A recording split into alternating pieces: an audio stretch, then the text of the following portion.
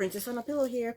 I am here to do a review slash recap and give my opinion on 90 Day Fiance Before the 90 Days, Season 5, Episode 11.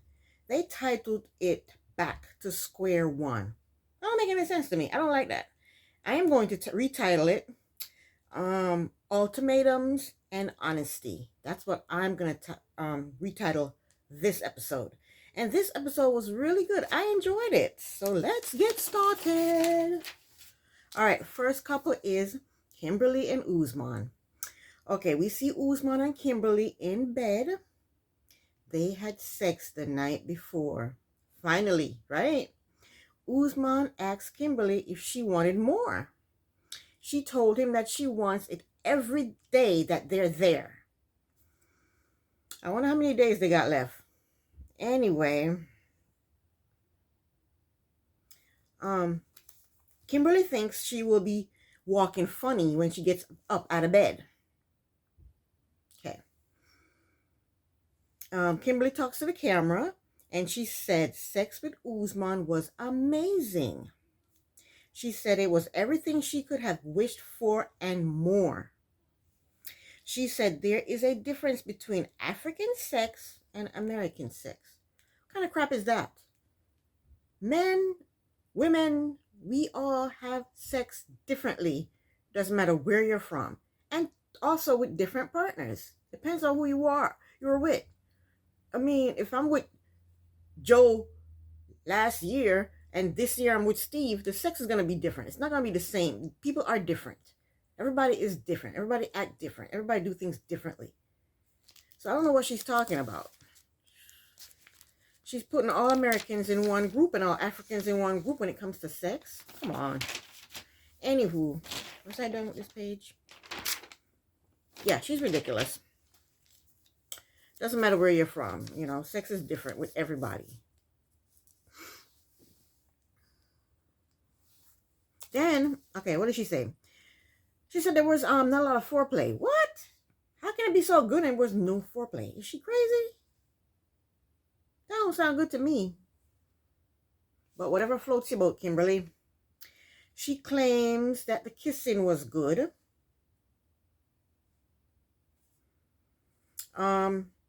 She said he liked to flip things around. So I'm assuming he flipped her around. I don't like all that aerobatic stuff in the bedroom. To each his own. Whatever floats your boat, Kimberly. That don't float my. I don't want to be flipped around. It might hurt me. Might hurt my neck. Hurt my back. Flip me off the bed. Hurt my ankle. No, I don't want all of that. No. So Usman talks to the camera and he said he decided to make Kimberly his girlfriend because she really loves him and she deserves his love. He didn't say he loved her. He said she deserved his love. He said they had sex 4 times. What? He said it was awesome. He said it was a great night. So Kimberly told Usman that she is going to make him very happy. She told him that they have to figure out how their relationship is going to work because she lives in the States, he lives in Nigeria. How are they going to make that work? They're going to fly to each other and do booty calls? That's crazy. I do not date long distance. If you're more than 30 minutes away from me, I can't date you. No. So what I think that means Usman is coming to America. Yeah, he is. Because she's going to make sure her man is by her side. She's the type of person that's going to make sure Usman is where she wants him to be. And I'm pretty sure she's not going to be flying to Nigeria every time. Well, we know who did it. Angela did it. Angela did it with Michael. So who knows what's going to happen. So Usman told her maybe one day he'll get a Grammy and he'll be holding her hand on stage. See, he wants to come to the States and get a Grammy, and he's telling her that she's going to be with him when he gets that Grammy. So he's trying to say, make it happen so I can come to the States. Is that what he's saying? That's what I got out of that. So Usman told the camera that there is something he has been hiding from Kimberly, and he does not want her to find out in a wrong way. I said this should be called Honesty. It should be titled Honesty and Ultimatums. Look at Usman coming with honesty. See? That's honesty number one. He said he has to tell her because she really loves him and she deserves honesty. That's why she be titled Honesty. Come on, people. Okay, the next scene. Usman and Kimberly, they go to a spice farm and they do a tour of the spices. The tour guide asks them about their relationship. Kimberly tells the tour guide that they have known each other for a year, but they've been boyfriend and girlfriend for a day. And the tour guide said, love is like grass. It grows anywhere. And I kind of like that, but it's not grass that grows anywhere. It's weeds. Weeds grow anywhere and it comes in tangles and it kills whatever it tangles up. Whatever it tangles up with. So, anyway, I don't know if that was a good metaphor to use. Grass grows everywhere. It's not grass that grows everywhere. It's weeds. That's why people are always pulling out weeds out the crack of the cement by their houses. Anywho. The tour guide told the camera that spices can be used with sex. I don't know what she's talking about. I don't want to use no spices with no sex. No. Anyway, Usman has been comparing himself to what's that fruit that he's been comparing himself to? Can't remember the name of it. Cassava? Is it a cassava he's been comparing himself to? Because cassavas are supposed to be big. But they showed him a cassava. The tour guide went and got a cassava and showed it to him, and he wasn't impressed. The cassava wasn't big enough because he likes to compare himself to a cassava. I think that's how it's pronounced, cassava. He said the cassava they showed him was a poor excuse for a cassava, and in Nigeria they grow that's not how they grow cassavas in Nigeria. I guess the cassavas in Nigeria are nice and big. So the tour guide gave them crowns and bracelets and necklaces made from bamboo. And when I was growing up in Jamaica, we used to make kites and other things from bamboo. So yeah, that brought back some memories. Usman puts the crown on Kimberly's head and pronounced her queen of Spicy Village. And Kimberly is having the time of her life. Then they took a photo, and I'm not going to lie, they look cute together. And he kisses her on the cheek. In his confessional, he says his culture does not allow them to kiss on the lips in public, right? But check it out. I've never seen him kiss her on the lips when they're in the room. That's not public. When they're in the hotel room, I've never seen him kiss her on the lips. And that's not public. They're in the hotel room together. I don't know about that, Usman. I smell a lie. I smell a lie right there. In his confessional, Usman said he wants to tell Kimberly that the song Zara is about a woman he was in a relationship with. I don't think he was in a relationship with this woman. I think he was talking to her online. I don't think they ever met. Anyway, he sits her down on some steps and tells her that there is something he wanted to talk to her about. And then it went off. I mean, I saw the previews when he told her and she went off on him, but in this episode, he hasn't told her yet. Next couple is Ben and Mahogany. Here we go. So we see Ben and he's trying to put some bronzer on his chest. But it was an epic fail. Instead, he got glitter all over his chest. So he put on a compression shirt because he wanted his chest to pop. I guess he's trying to look young and sexy for Mahogany. He said he's like a teenager trying to impress his girlfriend. He wish he was a teenager trying to impress his girlfriend. Anyway, so Ben crams himself into this tiny taxi and goes to meet Mahogany at the boardwalk. So they meet at the boardwalk, and Ben is happy as a clam. They go to lunch, and Mahogany ordered ceviche and tell Ben to try it. Now I thought ceviche was raw fish, spicy raw fish. I asked my sister, because she's more worldly than I am, I asked her and she says it's fermented raw fish with onions and other stuff with it. Oh, that sounds disgusting. But she asked him to try it. He tried it and he liked it. And when he said he liked it, she was like, "You do?" It's like she was trying to set him up for failure. It's like she didn't expect him to like it. She was like, "You do?" When he said he liked it. But then the spices hit him and he looked like he was about to die. He said the spiciest thing he have is ketchup. He eats his ketchup. Ketchup is not spicy. What are you talking about, Ben? You could tell Ben lives a bland life. Ketchup is spicy? Ben crazy. So Ben asked Mahogany what made her lose trust in him. She said it was because of her father. I guess her father has a problem with Ben's age. Ben wants to impress her father, so he asked her if he can meet her parents. See, she said she didn't know. She would have to call them or talk to them and then let him know. So the next scene, we see Ben. He's on his way to Mahogany's house to meet her parents. So he gets to her place and she gives him a tour of her place. And that her apartment looks like it's a staged apartment or Airbnb. It doesn't look like an apartment that somebody lives in. You know? And then there were bunk beds in the apartment, and Ben asked her, why bunk beds? And she said the bunk beds are for when her friends come sleep over, or when her friends come over.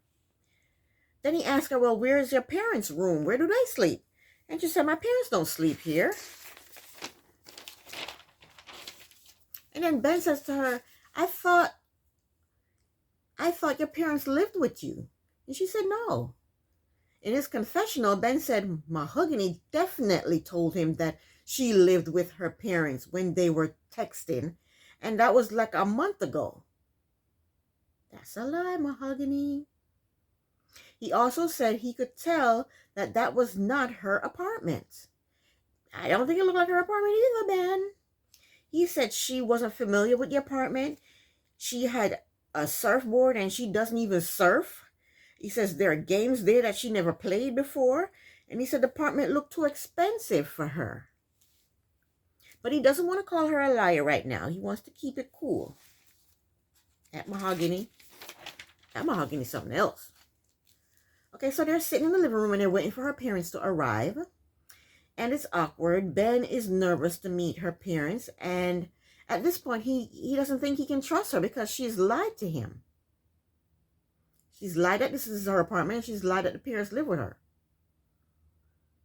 And Mahogany, she's a bad host. They're sitting there awkwardly waiting for her parents to appear. They're not talking to each other.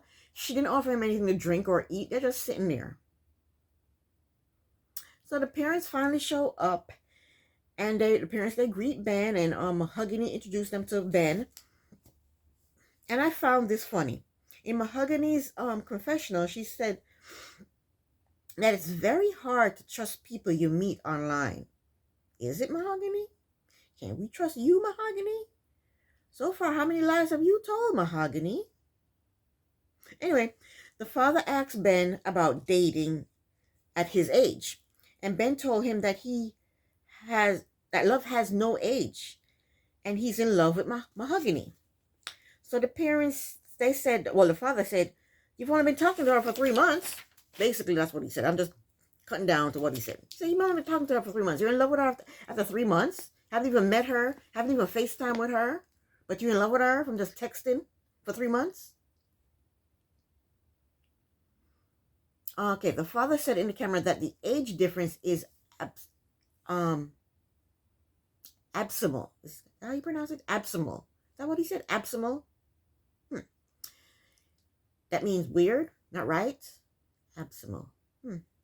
Ben tells the, too much? That's what that means? I don't know. I know what it means. I just can't think right now. Anyway, Ben tells the parents that Mahogany is mature. The mother said Mahogany is very mature despite being 22. Ben almost lost it. When he heard 22, he looked at Mahogany and he said, 22? And Mahogany is a pro. You can tell she's been online talking to people, getting money from them, scamming them a lot because this chick is a pro. Mahogany looks at Ben and she said, You don't know my age? That's what she says to Ben. You don't know my age? Ben said, I thought you were 24. Mahogany said, oh my gosh. And the parents are like, what? What's happening? What's going on? You didn't know how old she was? What's happening? Because they don't speak English, and Mahogany and Ben are speaking English to each other, and they don't know what the hell is going on, but they're picking up on the age thing. Because the mom just said, despite her being 22, she is mature. And then when the mom said that, Ben was like, oh, 22? So they're picking up on what's going on. So the parents said, you didn't know her age? And Ben said in his confessional that he is 100% positive that when he first started talking to Mahogany, she said that she was 23 years old. He said when he was wishing her happy 24th birthday, she didn't correct him. So Ben is ready to get up out of there. Ben tells them that he needs to go back to his hotel, and he gets up and he ends it right then and there. He looks scared. He looks, bedazzled? He just looks through. In his confessional, Ben said, the house is definitely not her house. There's no photos of her anywhere. And she's not 24, she's 22. Ben says, I have a daughter who's 22. I told you you're old enough to be her grandfather, Ben. Okay, he said the fake house and the age change is freaking him out. And he's ready to go back to the States. So let's recap on Mahogany's lies. Her crimes. Let's call them her crimes. She lied about the photos, because those photos are pictures of when she was younger, thinner. Yeah, she was younger and thinner in those photos, and the photos were Photoshop. So lie number 2. She told him she was living with her parents. She does not live with her parents. Lie. Lie number 3. This is not her apartment. That's lie number 3. Lie number 4. She's not 22. She's 24. She's not 24. She's 22. Lie number 5 comes out next week when he meets with her friends. I don't even know why he's meeting with her. Go back to the States, Ben, and stop messing around with 24-year-olds or 22-year-olds that you meet online and even $1,000 to, or loan $1,000 to. Because he meets up with her friends, and they're saying, he's asking them, I saw the previews when he's asking, so how do you feel about Mahogany having a boyfriend? And they're like, you're her boyfriend? My God, Mahogany said you were her friend. So she's lying about this relationship, because I saw the text that, they showed parts of the text that she and Ben sent to each other, and they were talking about, oh, I love you too, and we're gonna get married and have babies, and I'm gonna love you forever and all this nonsense. So they online they're in a relationship, but in face to face they're not in a relationship. That Mahogany, she's something else. But anyway, that's the end of Mahogany and Ben. Next is Jasmine and Gino, and I'm sick of them. I'm tired of them now. I'm tired of Miss Jasmine. I'm tired of Mr. Gino. Anyway, Jasmine and Gino, they're packing to go to Panama. They're going to Panama City, and then they're going to go to David Cherki. David Cherki. I think that's how they pronounce it. David Cherki. Okay. Which is close to Jasmine's mom's house. And Jasmine wants Gino to meet her mother. Gino is walking on eggshells with Jasmine. He said he has a week and a half to win back her trust. Okay, so they leave the hotel room, and they're on their way. They get into this little tiny plane, and they fly to David Cherki, Panama. And I love Jasmine's dress. It's so cute. In her confessional, Jasmine said that she wants Gino to meet her mother, but she is not ready for him to meet her sons. Okay, so they get to the hotel, and Jasmine just walks up the steps. They don't have any elevator. So she just walks up the steps and tells Gino to take care of the suitcases. So he had to bring the suitcases up by himself. 2 flights of steps. She's really milking him being her little puppet. So when he gets up to the room, he tells her that he wants to go explore. She says she's tired. So he takes off her shoes and puts her to bed. And he goes out to buy her a $270 engagement ring. And he has to take pictures of where he is and send that to her so that she can know where he is constantly.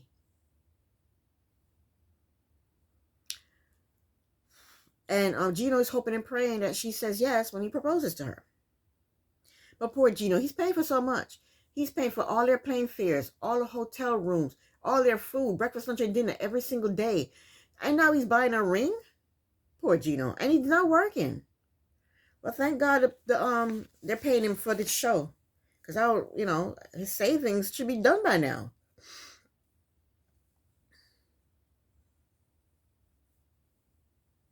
So Gino goes back to the hotel with Jasmine, and they're going to meet her mom that day. So Gino bought his mom some chocolate and a card.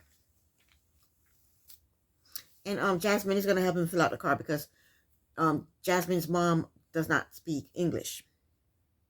And Jasmine said if her mother does not give her blessings to marry Gino, then she's not going to marry Gino. Ultimatum. That's why this episode should be called Honesty and Ultimatums. But I don't believe Jasmine because she already has Gino in her pocket. She already thinks she's gonna be living at his house, painting his walls a different color. She already she's invested too much in Gino. She would have dumped him if she was not gonna accept his proposal because her mother doesn't approve. She would have dumped him when he did send her breast pictures to the ex. Gino ain't going nowhere. Jasmine ain't going nowhere. She's gonna keep Gino as her little puppet.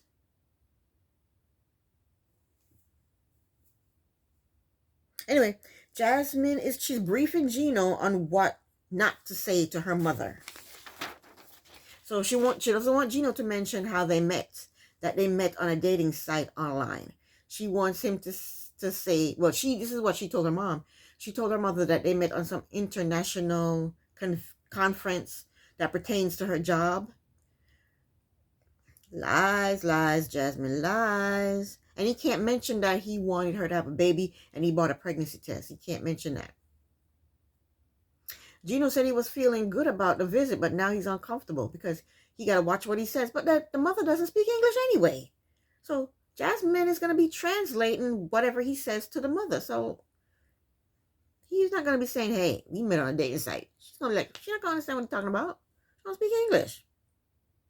So I don't see the problem. So they're in the vehicle and they're driving to go see the mother and the sister. And Jasmine says to Gino, my mother might ask you to take the hat off because she may say a prayer over dinner or lunch or whatever and ask him to take the hat off. Gino said, I don't plan on taking my hat off. That's disrespectful, Gino. Because if you're in the mom's house and the mom wants you to take your hat off, you need to take your hat off. Gino said Gino said asking him to remove his hat makes him feel anxious and uncomfortable. Gino said this might be a problem. I guess Gino is not taking that hat off, no matter what. Next up is Mike and Jimena. Okay, Mike and Jimena. Basically, Jimena is being a bitch to Mike. So he decides to take her wedding dress shopping because he thinks all women will, enjoys wedding dress shopping. But now Jimena has several reasons to be mad at Mike. Reason number one, he's interrogating her. He interrogated her when she came home from the club. Reason number two, he's taking her wedding dress shopping and her mom and sister can't come because I guess they're too busy to do something else, so they can't come. Next reason is she's mad at him. He came to Colombia. She didn't want him to come to Colombia. She didn't want him to come for a visit. Next reason is he's tracking dog doodle all over her floors. Next reason is he's not giving her the money. This is the doozy. He's not giving her the money for her breast augmentation surgery. Anyway, they get to the bridal shop and Jimena tells the attendant that she wants a simple dress. Jimena tries on a beautiful wedding dress. But Mike can't look at it because it's bad luck.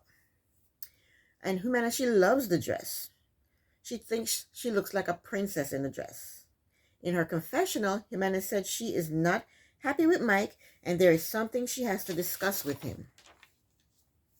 So after she takes off the dress, she goes sit down and talk to Mike, and she says to him, "Why are you buying me a wedding dress, but you don't want to give me the money for the operation?"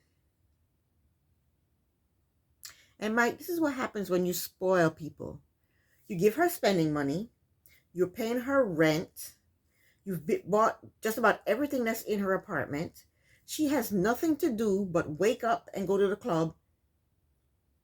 She has nothing to do. Nothing to do. You spoil her rotten. Now she wants breast augmentation, and she's demanding that you give her this money for this breast augmentation. And when you're hesitating about doing it, she's wondering why. What is the problem? Well, give me the money. You bought me all this stuff, and you give me money, spending money, and you're paying my rent. Give me the money for my breast augmentation. What's the problem? Because you spoil her rotten, Mike. So anyway, Mike tells her he doesn't see this. It doesn't make sense because she's saying, "How come you want to buy me a wedding dress, but you don't want to give me the money for the breast augmentation?" And Mike is like, "This doesn't make sense," and he's right. It doesn't make sense. What does the wedding dress have to do with your breast augmentation? So I agree with Mike because Mike says this doesn't make any sense. And then Jimena told him, yes, it makes sense.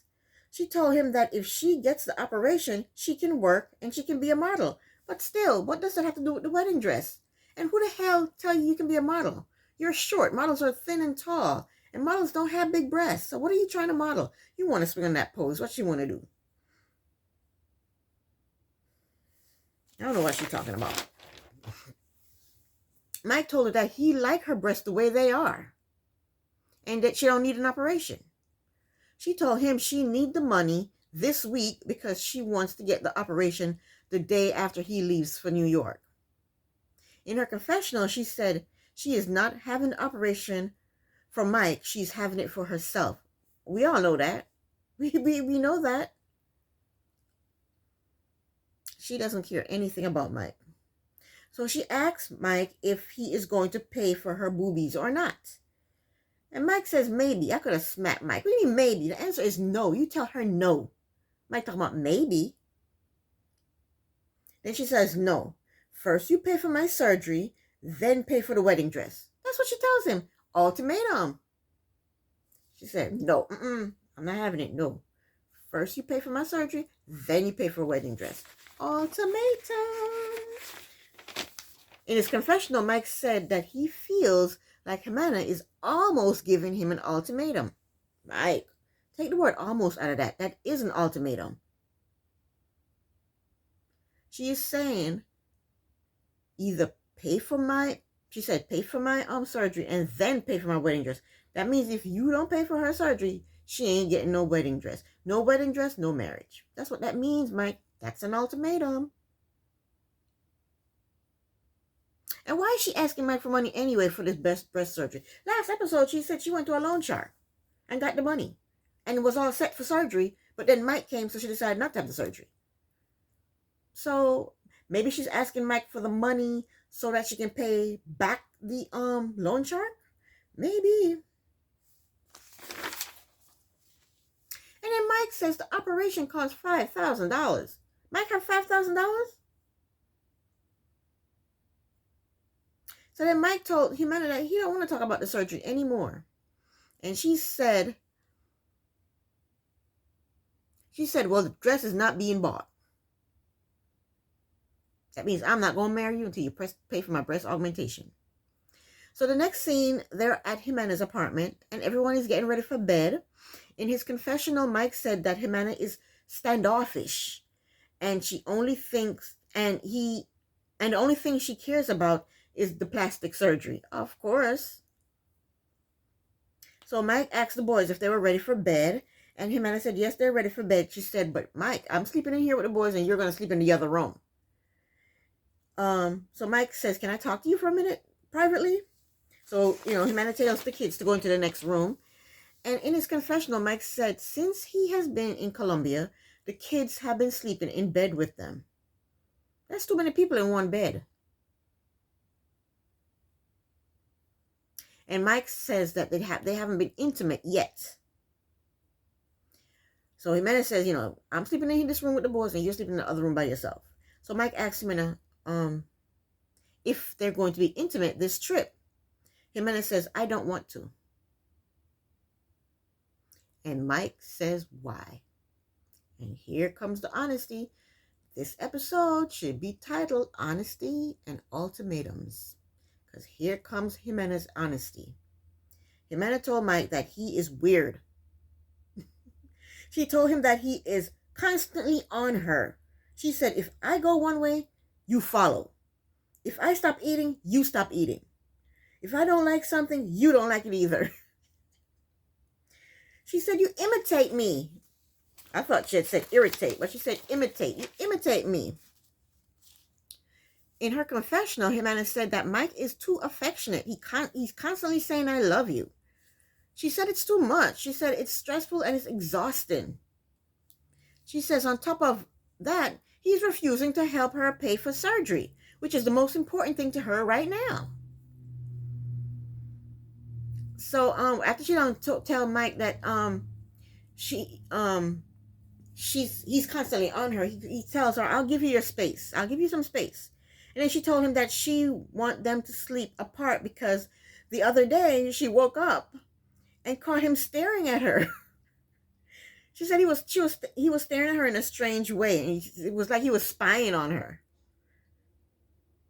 She told him she don't like being stared at. And Mike told her, I wasn't spying on you. No, I wasn't spying on you. I'm just looking at you because you're so beautiful, he tells her. Like it's something else.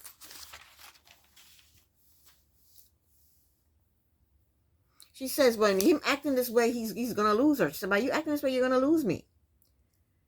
And Mike told her he's sorry and that he'll change. So she tells him she wants space and time. And she does not want to get married yet. She ain't going to get married until she get her breast. He pays for that breast augmentation. And even after he paid for it and she get her breast augmentation, she ain't going to marry him. Mike said in his confessional that between the two trips, she is a different person, and it seems like she is not into the relationship anymore. Really, Mike? Can you really tell that? Because we all can tell that. Mike says to Jimena, I'm confused. I love you very much. I want to spend my life with you. I need to know, do you love me? Here comes the honesty from Jimena. That's why this episode should be called Honesty and Ultimatums. Jimena says, no, I am not in love with you. And you know what? You got to respect her honesty. You got to respect Jimena's honesty. And that was the end of Jimena and Mike. Last but not least, Hamza and Memphis. So we picked up where we left off last week. Hamza tells Memphis that he thinks that they're rushing to get married. And that's only because his mother said that to him. Memphis asks Hamza if he doesn't think that they should get married this trip. And Hamza tells Memphis that he do not want to marry her, that he does want to marry her, but he doesn't want to rush. He needs more time. In his confessional, Hamza said he is having doubts about Memphis, and so his mother told him not to rush into marriage with her. So Hamza, Memphis basically says to him, what? I don't understand. You asked me to marry you. I come all the way over here. She spent all this money. She leaves her kids. She takes time off from her work, comes all the way over here to marry him. Now you're telling me you don't want to marry me? She didn't say all that, but hey, that's what happened. So she gives him an ultimatum. She said, you either marry me or I'm dumping you. She said those exact words, but that was her ultimatum. Either marry me now or we're not going to be together. Ultimatum. This episode should be called Honesty and Ultimatums. Hamza tells Memphis that he is afraid of her divorcing him because she has 2 divorces. She said, no, I only have 1 divorce. He told her he's afraid she will leave him. She told him that, he has to trust her. She says, you have to trust me. He said, but you don't trust me. And she said, what are you talking about? You talking about the prenup? He goes, yeah. But then he told her he would sign the prenup, but he wants her to trust him. And Memphis tells him, I do trust you, and I want you to sign the prenup. he says okay. He says he'll sign the prenup papers and he'll marry her. So here comes Memphis Honesty. Here it comes. Memphis tells Hamza that during the summer, when they first started to date, she stayed at her ex-husband's house. Hamza said, what?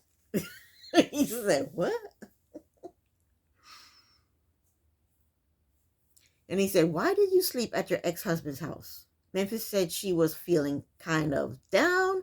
So he said that she could stay at his house. So she spent 4 nights at her ex-husband's house, but nothing happened sexually. Hamza said, what? What are you talking about? He said, are you crazy? Hamza said, F this shit, and walks off. In his confessional, Hamza said, Memza effed me over, and now I'm reconsidering marrying her.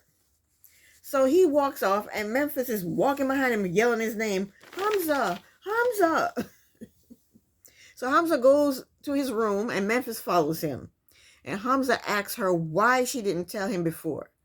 Hamza told him she didn't think it was important for him to know because they had just started dating. So you shouldn't have told him, period. Period. Hamza told her she did not respect him. She said she told him, I do respect you. She said she did not sleep in the bed with her ex-husband, and she did not have sex with him. Hamza is still pissed. So Memphis don't know what to do. She goes into the living room and she sits down, and his mother is in the living room. And his mother tries to talk to her and ask her what happened, but she don't know what the hell the mother is saying, so she just ignores the mother. So the mother calls out to Hamza, and Hamza told her to come into the room. The mother goes into the room, and Hamza tells the mother that Memphis did not tell him that she spent 4 nights at her ex's house. And the mother, she feels vindicated now. She goes, see, I told you don't rush to marry this girl. You don't know this girl.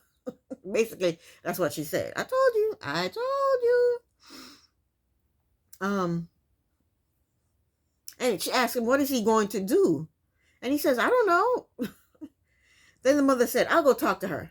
You don't speak English. What do you mean you're going to go talk to her?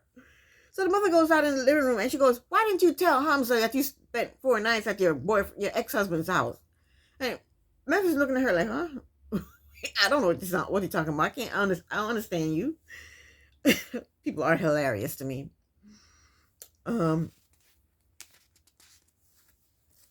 Anyway, Hamza comes out of the bedroom. He goes into the living room and he says to Memphis, he's talking through the translator app, and he says to Memphis, what was the reason for you going to your ex's house?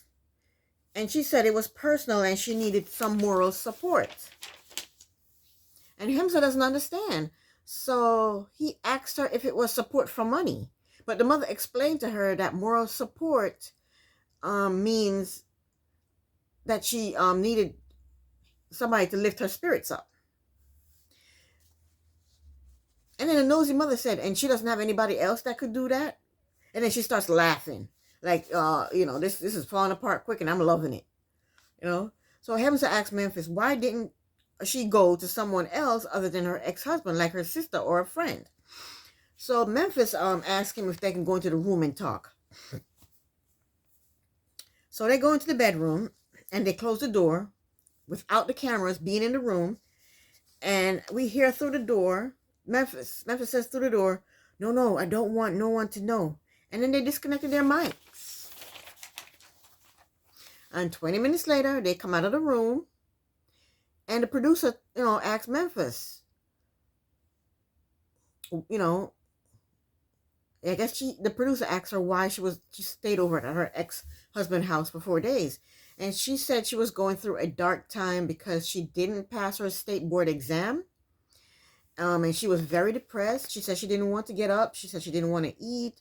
She said she couldn't take care of her kids. She said so her ex-husband stepped up and he fed her. He made sure everything was taken care of. He made sure the kids were taken care of. And she just stayed in bed for 4 days. And I thought that was so sad. She was crying when she was saying that was so sad. And Hamza, he felt bad for her and he was comforting her.